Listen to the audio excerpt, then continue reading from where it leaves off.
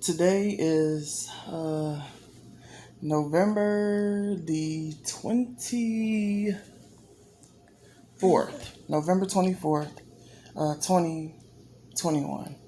So basically, I wanted to talk about why I was, during my story time that I just posted, I think it was yesterday or the other day, why I was moving my head around like this and all that stuff and picking with my head. The only reason why I was doing that was because first my hair was itching really bad, and two, I was just having a really bad headache, so I felt like I had to loosen up the head up a little bit, and then three, like sometimes it feels like something is moving around underneath my scalp. My doctor said that it could be just like nerves or something. But I don't know. Like it don't feel like it's nerves. It feel like it's something else. But it always feel like something is moving around, like in my head. And I have like four children, and I had a lot of epidurals, and so I don't know. Maybe that kind of had an impact on me or something. I don't know, but it always feels like something is moving around underneath my scalp. So that's why I kept doing all this and scratching my head and all that stuff. And, she wants to be seen. So, basically, I was just moving my head around and stuff, and that's on my story time video. Today I'm just going to make this video real short because I just wanted to explain why I was picking with my head so much. It's just my head was hurting me really bad, and trying to do the story time, and trying to just keep my posture going and all that stuff, and just I couldn't do it. Like my head was banging that day. But I did my best with the story time, and I hope you all enjoyed it. I have a lot of stuff that I want to talk about, but I'm not going to do it this time on this video.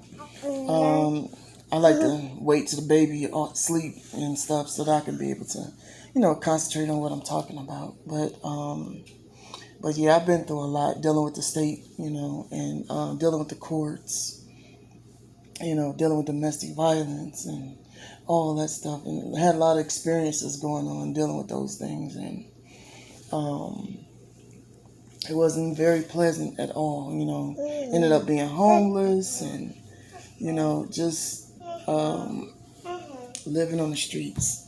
And so it was a struggle for me living on the streets. But, I did the best that I could to survive. So, but now I'm in my own apartment, and I have another baby now, and although my other children, they're not in the system, but they're with the grandparent.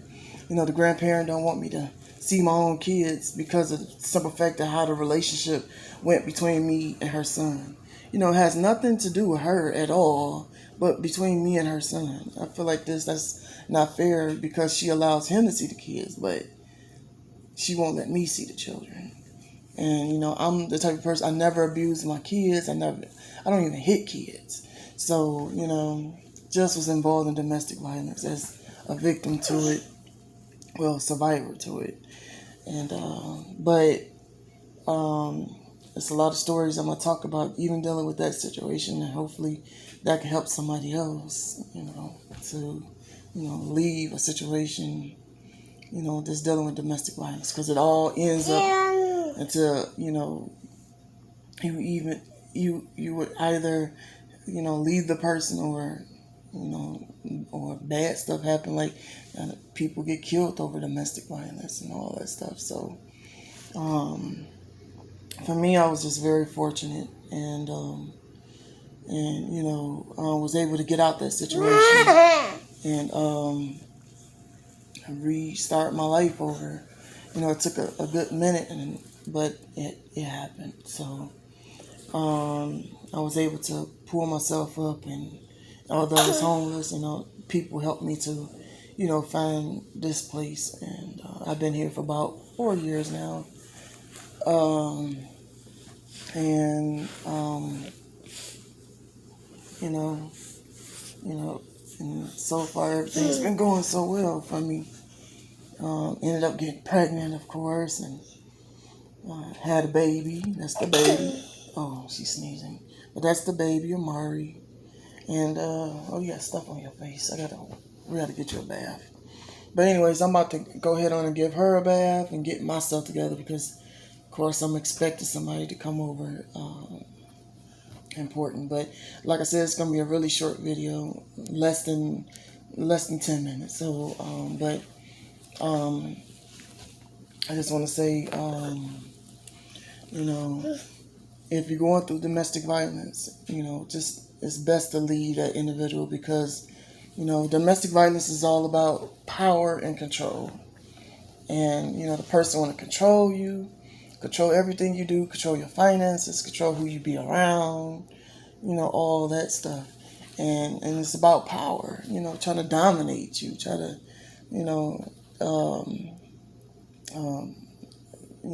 that person seem like, they wear the pants in that relationship. They control everything.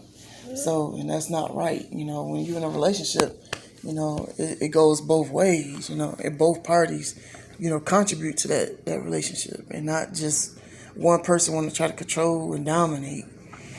So, anybody that's going through domestic violence is please, I was able to do it. I left, but it cost me my kids, being taken away from me and all of that stuff. But I just want you to know that, you can leave.